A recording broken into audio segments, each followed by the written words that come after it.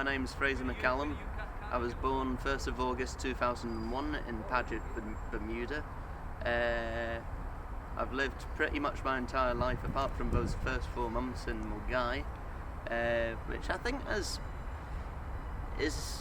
certainly shaped me both as a person and as an artist, because it's a very quaint, very twee place, and listening to my music, you can probably tell that I've spent a lot of time around old ladies.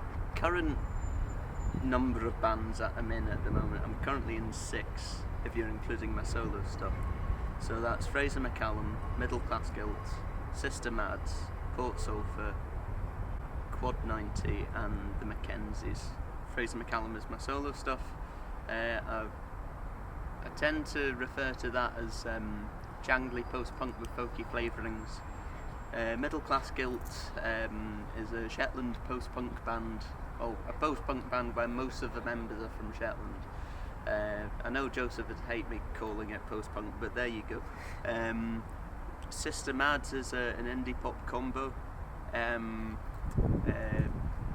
Port Sulphur is I like to sort of think of it as poppy krautrock. It's krautrock, but it's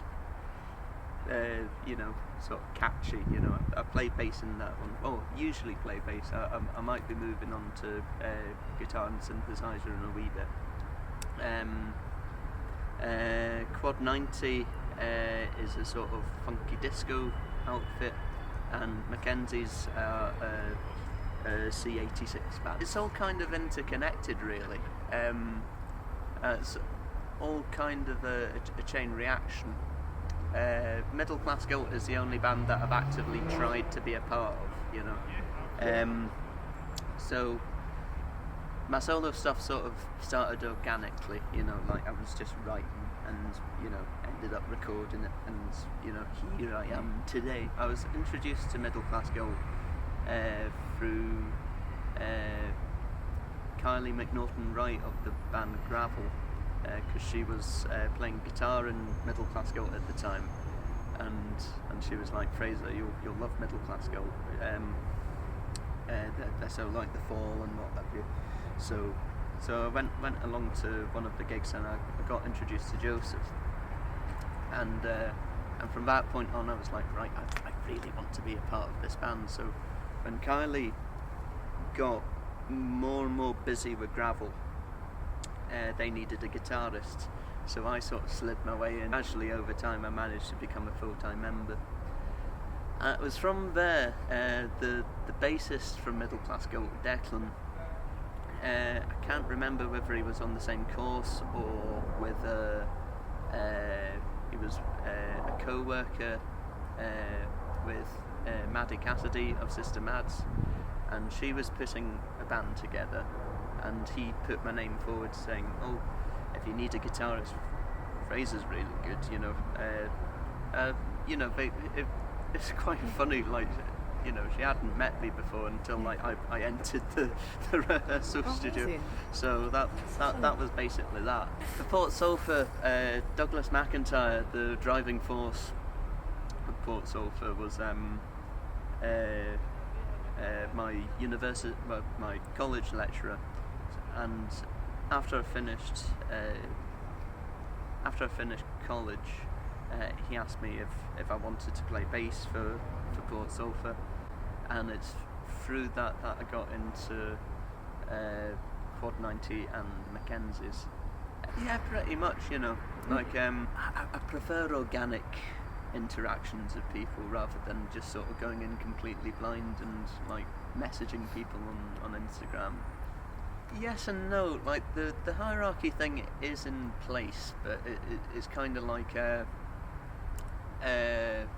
it's kind of understandable, because if a band's wanting to get ahead, and they're wanting a support band, they don't want a tiny wee support band. They want a support band that's going to sort of push their profile and bring even more footfall to concerts and what have you. But apart from that, it is really, really inclusive. I'm told by people that I'm very smartly dressed and what have you. But like my mum would tell people, you know, I've been dressing this way since the age of about 3, you know, like I basically just sort of choose what I go into charity shops and just sort of choose what I like, you know, and for some reason that's always been tweed corduroy, you know, quite, you know, pattern shirts, which does sort of give me this sort of late 60s, 70s aesthetic, but like it isn't calculated at all. Closest I come to like thinking about image, like for gigs and what have you, is well, the lads, my drummer and bassist, respectively Blair Ross on bass and Andrew Booth on drums, I do like them to wear collared shirts, you know. Well, there's quite a few. I do an awful lot of navel gazing, so I probably can tell you where like the influences sort of fit in. Of course, my biggest influence is the Fall, you know, like that. I've said that ad nauseum pretty much, but I guess like the sort of anti-fashion thing, like that comes into it. Also the work ethic of like you know, as I'm saying, I don't like it being too regimented, you know. I like there to be that sort of certain chaos factor behind things, you know. Let's see. Cardiacs, they're a big influence on me, but I think that subconsciously comes out in my personality more. Jake Thackeray, I think again subconsciously that comes out in my personality. I do witter quite a lot in between songs. I'd probably take that from. I would say that I take that from him, but I've been doing that since like before I got into him. Let's see, Scott Walker. That can maybe be like my approach to how I want it to sound in the studio, like especially with the stuff that I've been like recording recently, because the album that I'm recording at the moment for Fraser MacCallum does sound a fair bit different from Bag of Hot Snow, which just came out. Well, I say just came out, that's about over a year now. My first